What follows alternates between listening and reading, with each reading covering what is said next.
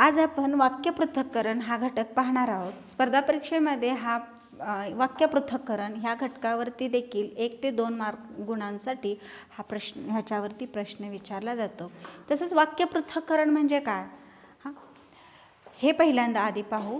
वाक्य पृथक्करण म्हणजे वाक्यात खूप घटक असतात, म्हणजे वाक्य पूर्ण होण्यासाठी वाक्य म्हणजे काय ते आपण पाहूया। वाक्य म्हणजे एक तर शब्दांचा समूह, शब्दांचा समूहामध्ये कोणकोणते शब्द येतात तर त्यामध्ये कर्ता आहे, कर्म आहे आणि शेवटी आहे क्रियापद। म्हणजे पूर्ण वाक्यात जे शब्दांचा समूह आहे त्यांना अर्थ पूर्ण करण्यासाठी एक क्रियावाचक शब्द असतो, त्याला क्रियापद असं म्हणतं। म्हणजे शब्दांच्या समूहाला आपण काय म्हटलं होतं, वाक्य असं म्हटलं जातं। आता वाक्य पृथक्करण म्हणजे काय, पृथक म्हणजे वेगवेगळं करणं आणि वेगवेगळं करून त्याचा एकमेकांशी संबंध सांगणं, ह्यालाच वाक्य पृथक्करण असं म्हटलं जातं।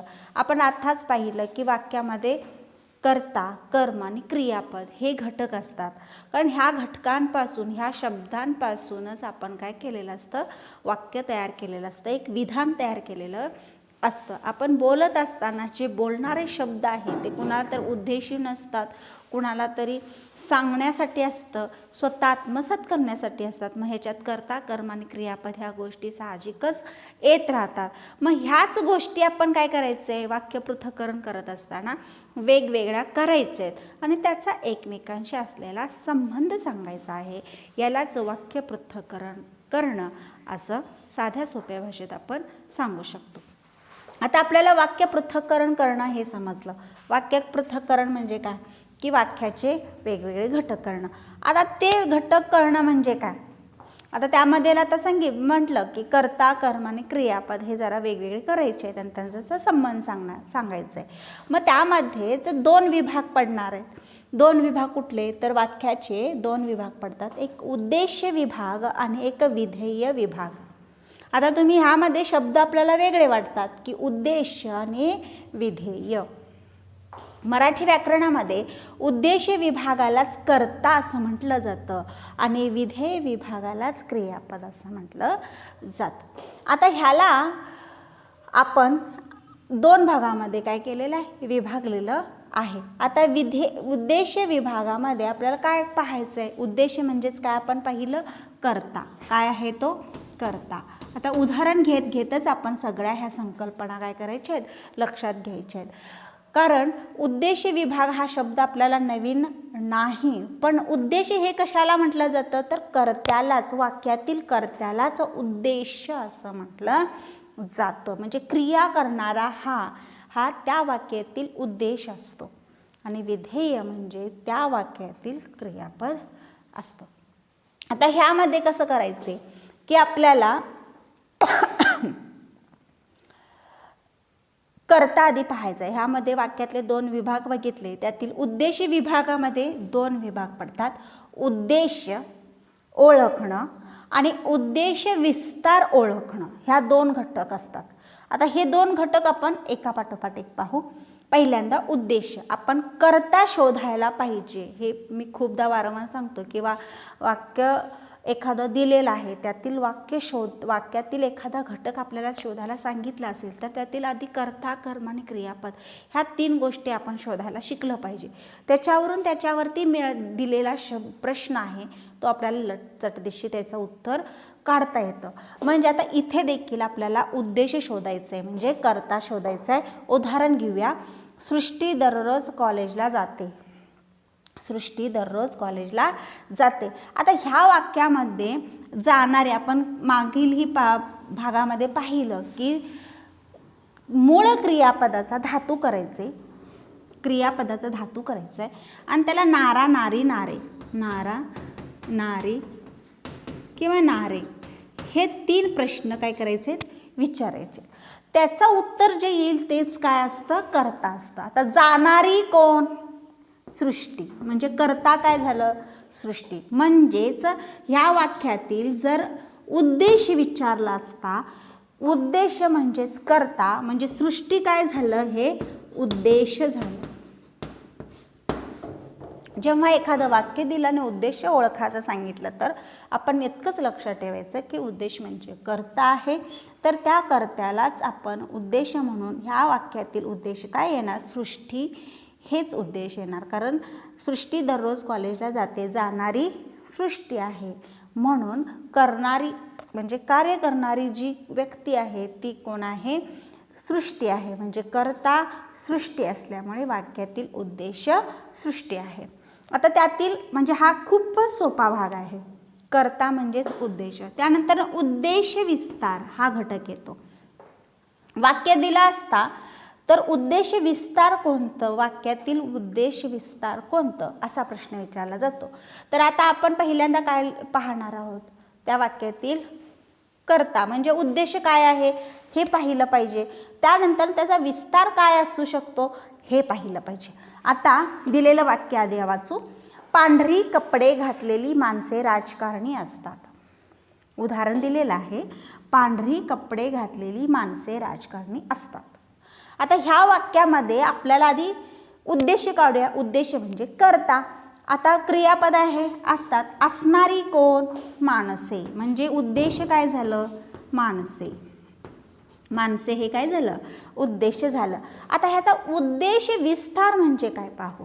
उद्देश विस्तार म्हणजे काय, जो उद्देश दिलेला शब्द आहे त्याच्यापूर्वी त्या उद्देशाच्या बद्दल अधिक माहिती सांगणारे शब्द जर त्याच्या आधी आले, त्याच्या पूर्वीच आलेले असतील तर त्याला उद्देश विस्तार असं म्हटलं जातं. त्याच्याबद्दल अधिक माहिती सांगितलेले शब्द हे त्या वाक्यात त्याच्या आधी आलेले असतील तर ते उद्देश विस्तार असं समजलं जातं. आता ह्या वाक्यामध्ये कुठले आहेत बघूया. पांढरी कपडे घातलेली माणसे राजकारणी असतात. आता ह्याच्यातील आपल्याला उद्देश समजला, माणसे. आता ह्या माणसांबद्दलची अधिक माहिती कुठल्या शब्दाने सांगितलेली आहेत, पांढरी कपडे घातलेली. बरोबर, म्हणजे ही काय झाला, उद्देश विस्तार. कारण त्याच्या आधीच आलेला आहे. कर्त्याच्या आधी आलेल्या आणि कर्त्याबद्दल अधिक माहिती सांगितलेल्या शब्दांना उद्देश विस्तार असं म्हटलं जातं. कर्त्यानंतर किंवा उद्देशानंतर आलेल्या शब्दांना नाही, तर कर्त्यानंतर किंवा उद्देशाच्या आधी आलेल्या शब्दांनाच उद्देश विस्तार असं म्हटलं जातं. तर हा एक भाग झाला. आपण वाक्य पृथक्करण पाहत असताना वाक्याचे दोन भाग केले, एक तर उद्देश विभाग आणि दुसरा विधेय विभाग. तर त्यातला एक भाग झाला उद्देश. म्हणजे आपण काय बघितलं, कर्ता बघितला आणि त्याचा विस्तार बघितला. म्हणजे वाक्याची आपण फोड करत असताना कर्ता, कर्म आणि क्रियापद अशी वाक्याचे पृथक्करण करणार आहोत. त्यातील आपण एक विभाग बघितला, उद्देश म्हणजेच कर्ता. त्याचा विस्तार ही काय असतो आणि तो कशा पद्धतीचा असतो, तो कसा ओळखला. आता आपण दुसरा भाग पाहणार आहोत, तो म्हणजे विधेय विभाग. आता विधेय विभाग म्हणजे काय, एकतर क्रियापदाचा भाग. आपल्याला या एका विभागामध्ये कर्ता समजला. आता दुसऱ्या विभागामध्ये आपल्याला काय समजून घ्यायचं आहे, तर क्रियापद आणि त्याचं कर्म समजून घ्यायचं आहे. आता हे करत असताना आपण त्याच्यामध्येही काही भाग पाडूया. म्हणजे आपल्याला त्या वाक्याचं पूर्णपणे विभाजन करून त्याचा एकमेकांशी संबंध सांगता येईल.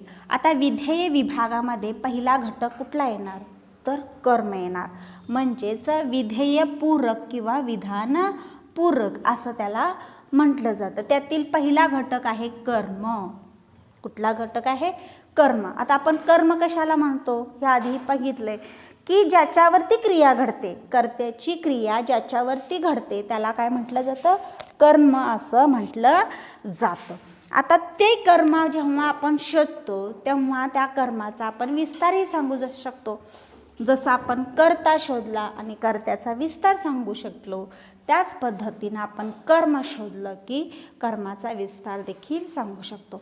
आता ह्यामध्ये आणखीन एक घटक येतो की वाक्य हे एकदा एक कर्माचं असतं. वाक्य हे सकर्मक आणि अकर्मक असेही बघितलेलं आहे आपण क्रियापद पाहत असताना. सकर्मक वाक्य म्हणजे काय, जिथे कर्म आहे, आणि अकर्मक म्हणजे जिथे कर्म नाही. अकर्मक क्रियापदामध्ये आपल्याला हा भाग येणारच नाही आहे. पण सकर्मक क्रियापदांमध्ये एकदा दोन कर्म असतात. काय असतात, एकापेक्षा आणखीन एक कर्म असतं, तेव्हा द्विकर्म वाक्यामध्ये आपल्याला प्रत्यक्ष कर्म आणि अप्रत्यक्ष कर्म अशा दोन गोष्टींना सामोरे जावं लागतं. कारण वाक्य पृथक करत असताना प्रत्येक शब्दाला वेगळं करून त्याचा संबंध सांगणं म्हणजेच वाक्य पृथक्करण आहे. मग त्यामध्ये कर्म असतं, कधी नसतं, कधी एकच कर्म असतं, तर कधी दोन कर्म असतात. मग ते दोन कर्म असेल तर त्यातील प्रत्यक्ष कर्म कोणतं आणि अप्रत्यक्ष कर्म कोणतं हे देखील आपल्याला ओळखता आलं पाहिजे. आता ह्यामध्ये साधारणतः एकच गोष्ट क्ल्यूनुसार आपण लक्षात ठेवू शकतो की प्रत्यक्ष कर्म म्हणजे मूळ कर्म, जो कर्म आहे ज्याच्यावरती क्रिया घडलेली आहे. ह्याच्यामध्ये आपण आणखी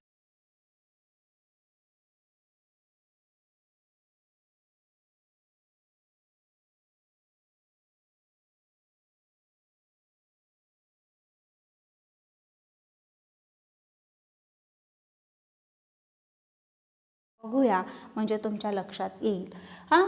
पोपटाने मिरची पोपट मिरची खातो. पोपट मिरची खातो. आता ह्याच्यामध्ये आपल्याला एकच कर्म दिसतं, पोपट मिरची खातो. खाणारी क्रिया कोणावरती घडली आहे? मिरचीवरती घडलेली आहे. कर्ता कोण आहे? पोपट आहे. खाणारा कोण? तर पोपट. काय खातोय? मिरची खातोय. म्हणजे मिरचीवरती काय झाले? त्याची क्रिया घडते. म्हणजे कर्म काय आहे? मिरची. हे काय असणार आहे? मग ह्या वाक्यातील प्रत्यक्ष कर्म असणार आहे. जिथे एकच कर्म असेल ते प्रत्यक्ष कर्मच असेल. पण अप्रत्यक्ष कर्म, आता दोन कर्म लागतील तिथे, तेव्हाच प्रत्यक्ष आणि अप्रत्यक्ष कर्म पाहायला मिळेल तिथे त्या वाक्यात. आता ते देखील कसं शोधायचं पाहू. आईने बाबांना डबा दिला. ह्या वाक्यामध्ये आपल्याला कर्ता आधी काढूया. आईने. डबा कोण दिला आहे? आईने. म्हणजे आई काय झालं? कर्ता झालं. बाबांना डबा दिला. देण्याची क्रिया कोणावरती घडली? डब्यावरती घडली, बाबांच्यावरती नाही. म्हणजे डबा हे कर्म झालं, पण हे मूळ कर्म झालं, हेच प्रत्यक्ष कर्म झालं. ठीक आहे. आता बाबांना हा एक शब्द राहतो इथे. हा शब्द म्हणजे अप्रत्यक्ष कर्म. अप्रत्यक्ष कर्म. आता हे अप्रत्यक्षच कर्म का? मगाशी सांगितल्याप्रमाणे दान देणारा आणि घेणारा असं आपण कर्माचे दोन भाग आपण लक्षात घेऊ. एक तर डबा कुणाला दिलाय? बाबांना दिलाय. म्हणजे डबा घेण्याची क्रिया कोण करते? बाबा करतात. आणि डबा हा स्वतः दान करता झाला आणि दान घेणारे कोण झाले? बाबा झाले. म्हणून अप्रत्यक्ष कर्म, प्रत्यक्ष कर्म आणि अप्रत्यक्ष कर्मातला फरक जाणून घ्या. जे क्रियापदाला आपण असं काय विचारलं, काय दिला? डबा दिला. म्हणजे कर्त्याची क्रिया नेमकी कुणावरती घडलेली असते? प्रत्यक्ष घडलेली असते, ते प्रत्यक्ष कर्म.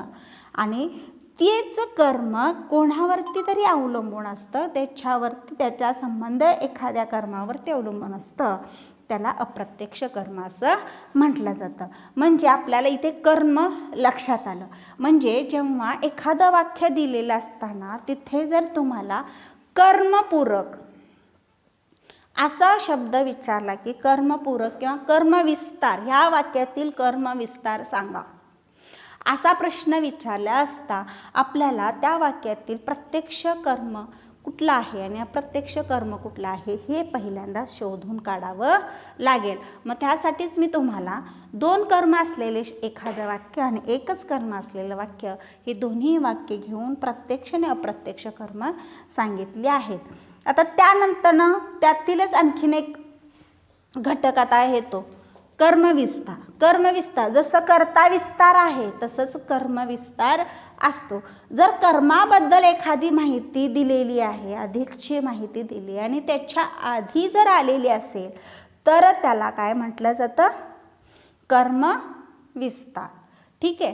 तर त्याच्यानंतरनं दुसरा विभाग येतो विधिपूर्वक. कुठला? विधिपूर्वक. विधिपूर्वक म्हणजे काय? विधिपूरक म्हणजे कर्त्याची अधिक माहिती जर कर्त्यानंतर सांगितली असेल कर्त्याची. इथे आपण कर्त्याची माहिती कर्त्या आधीच सांगितलेली आहे, त्याला विस्तार म्हटलेला आहे.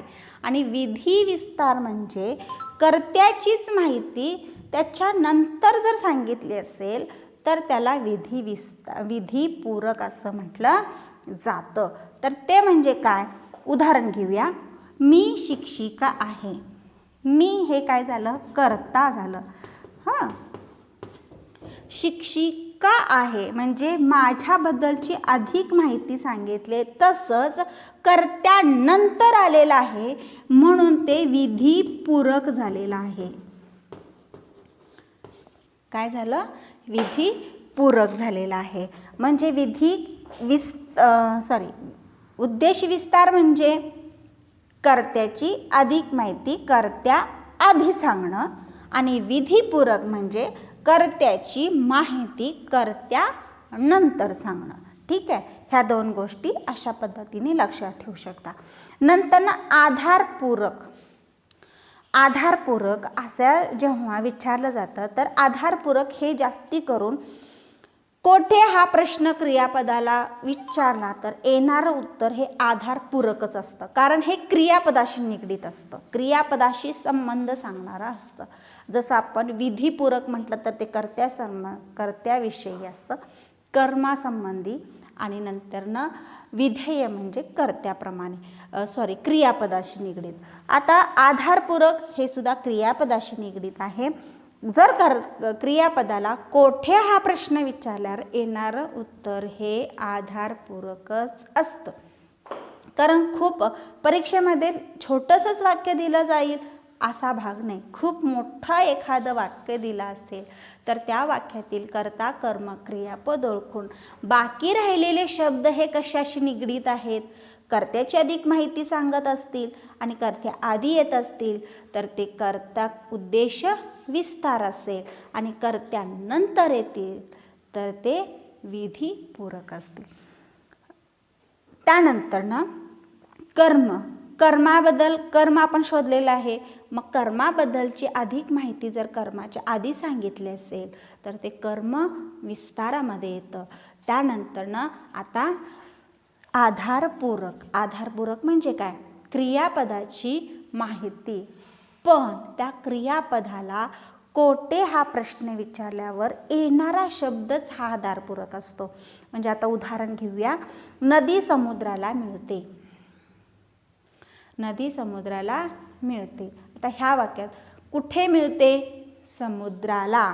म्हणजे समुद्राला हा काय शब्द झाला? आधारपूरक झाला. क्रियापदाचा आधारपूरक असा शब्द झाला. त्यानंतर असं जर म्हटलं निबंध कागदावर लिहिला. कुठे लिहिला? कागदावर. म्हणजे शब्द कागदावर हा काय झाला? आधारपूरक झाला. क्रियापदाशी आधारपूरक असा शब्द झाला. त्यानंतर चहा कपामध्ये आहे. कोठे आहे? कपामध्ये आहे. म्हणजे कपामध्ये हा शब्द काय झाला? आधारपूरक झाला. तर अशा प्रकारे आपण या विधेयकाची माहिती सांगू शकतो, पण कोठे हा प्रश्न विचारल्यानंतर. पण आता क्रियापदाचं एकदा विधेय विस्तार म्हणजे क्रियापदाचा विस्तार देखील विचारला जातो. आता क्रियापदाचा विस्तार आपण 3 घटकांनी लगेच सांगू शकतो. त्याला क्रियापदाला आपण केव्हा, कोठे, कसे हे तिन्ही प्रश्न विचारायचे. एक तर आपण आधारपूरक म्हणजे क्रियापदाशी संबंध, कोठे हा प्रश्न विचारला ते आधारपूरकच झालं. ठीक आहे. त्यानंतर केव्हा आणि कसे हे देखील प्रश्न विचारायचं. येणारं उत्तर म्हणजेच विधेय विस्तार असेल. काय असेल? विधेय विस्तार असेल. उदाहरण घेऊया. काल दुपारी आई घरी चक्कर येऊन पडल्या. काल दुपारी आई घरी चक्कर येऊन पडल्या.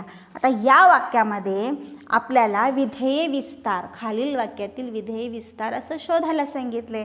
तर आपण काय करूया की ह्या वाक्यामधील क्रियापद कुठलं आहे तर पडल्या. विधेय विस्तार, विधेय म्हणजेच काय आहे? क्रियापद. विधेय म्हणजेच काय आहे?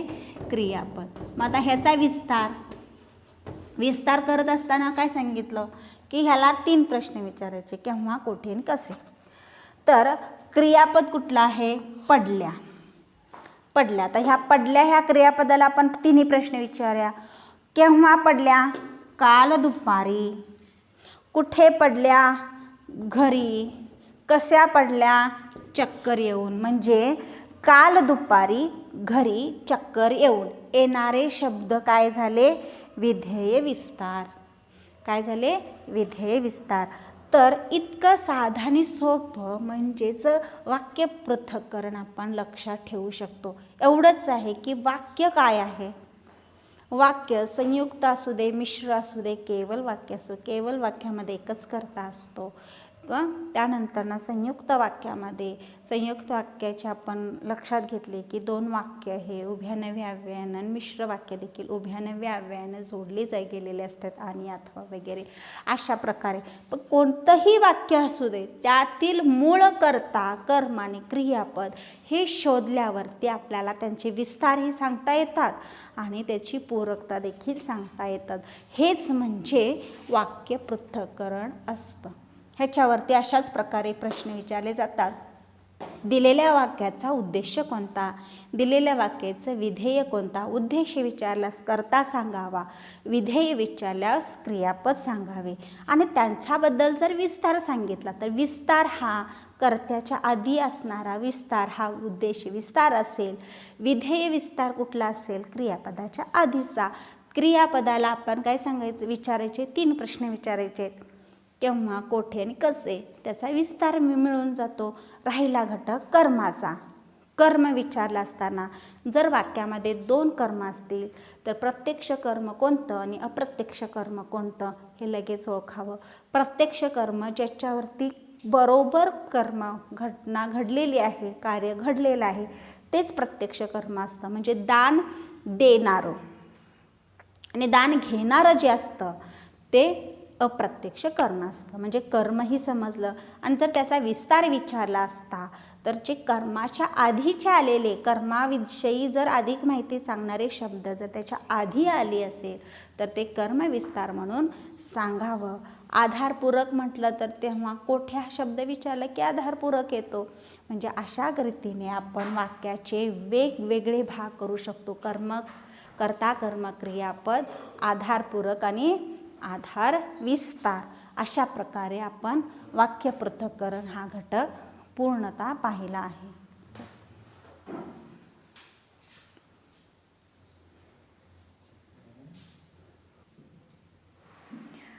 तर आपण ह्याच वाक्य पृथक्करणावरती प्रश्नपत्रिकेवर आलेले प्रश्न बघूया की जेणेकरून आपल्याला पटदिशी त्याची उत्तरं देता येतात का, किंवा त्याचा अभ्यासही करूया की वारंवार ती प्रश्न कशा प्रकारे विचारले जातात वाक्य पृथक्करण ह्या घटकावरती. ठीक आहे. तर प्रश्न पाहू. पांढरे स्वच्छ दात मुखात शोभा देतात. या वाक्यातील उद्देश ओळखा. वाक्य दिले, पांढरे स्वच्छ दात मुखात शोभा देतात. आपण उद्देश म्हणजे काय लक्षात घेतले? कर्ता म्हणजे उद्देश. शोभणारे, देतात काय? दात. उत्तर आलं दात. उद्देश म्हणजेच कर्ता. आणि कर्ता आपण कसं शोधत असतो? क्रियापदाला नारा, नारी, नारे हे प्रश्न विचारल्यावरती येणारं उत्तर. म्हणजे शोभा देणारे कोण?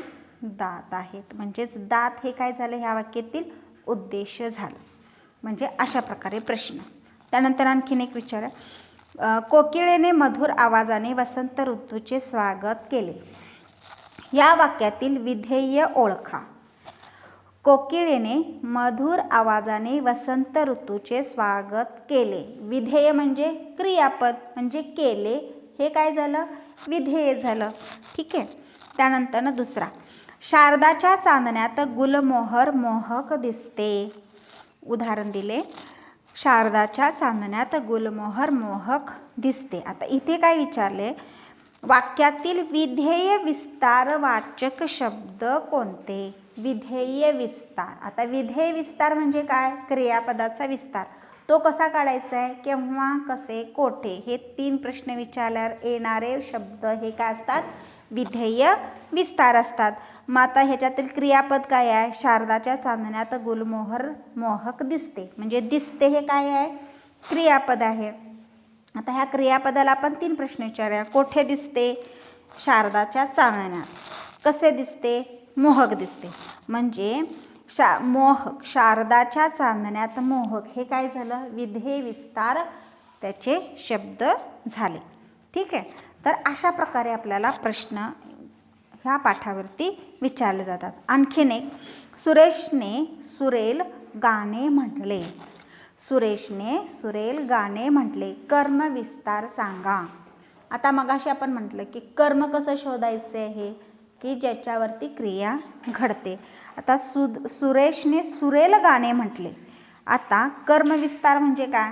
कर्माबद्दलची अधिक माहिती सांगणारा शब्द तो आधी यायला पाहिजे. आता ह्या वाक्यातील आधी कर्म शोधूया. सुरेशने सुरेल गाणे म्हटले.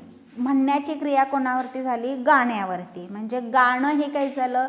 कर्म झालं. आता त्याचा विस्तार कसा असेल? त्याच्या आधी आलेला शब्द म्हणजेच काय? सुरेल. कसलं गाणं गायलेलं आहे? सुरेल गाणं गायलेलं आहे. म्हणजे सुरेल हे काय झालं? कर्म विस्तार झालं.